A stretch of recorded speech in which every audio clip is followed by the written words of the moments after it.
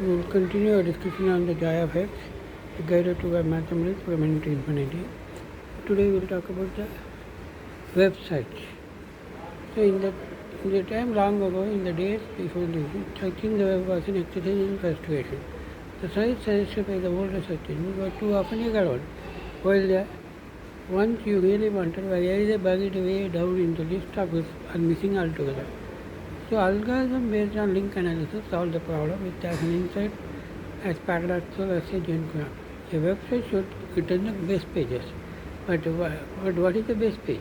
A page is good if other good page link to it.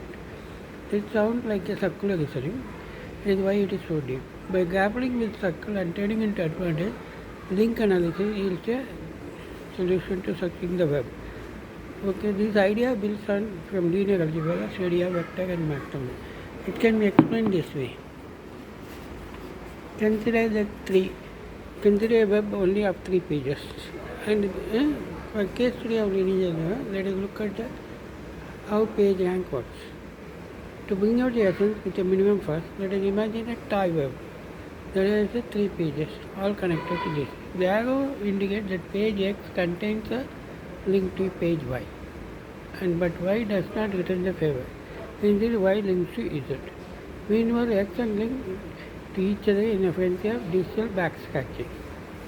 In this little web page, which page is the most important and which is the least?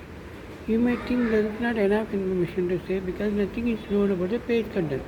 But we are not here going to look at the page content. That is old school thinking. Worrying about content turned out to be impractical way to rank page pages. Computers were not good at it. Human justice could not keep up with the deluge of thousands of pages at a day. The approach taken by Larry Page and Sergey Brin, the graduate student who counted, was to let web pages rank themselves by voting with their feet, or rather with their links. In the example now, page XY both link to Z, which makes Z is the only page with 2 incoming links. So it is the most popular page in the universe.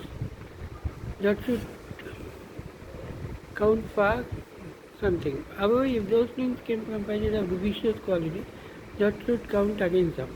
Popularity means nothing on its own. Bottom line is having links from good webs.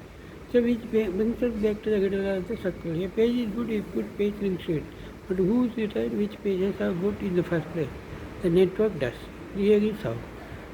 For simplicity, it is this way taken. Imagine the algorithm takes a regular level. It gives every page an equal portion of page ranking. Since there are 3 pages, for example, we are considering each page begins with score 1/3. But now these scores are to be updated to better reflect each page is so important. The rule is that each page takes its page rank from the last round and parcels it out equally to all the pages it links to. Thus, after one round, the updated value of X would equal 1 because this is how the page rank it receives from Z, the only page that links to it. But Y scores up to measly 1/16 since it gets only half of X page rank from the previous round. The other half goes to Z, which makes Z the big winner at this stage. Since along with 1/6 it receives from X, it also gets a full 1/3 from Y, a total of half, 1/2. So it is updated from this stage to this, and this keep on going. So after one round, the page rank values are those shown like this, and these are updated further and further, and then it can converge to something like this. Something like this finally. Limiting values, converging. Okay, thank you.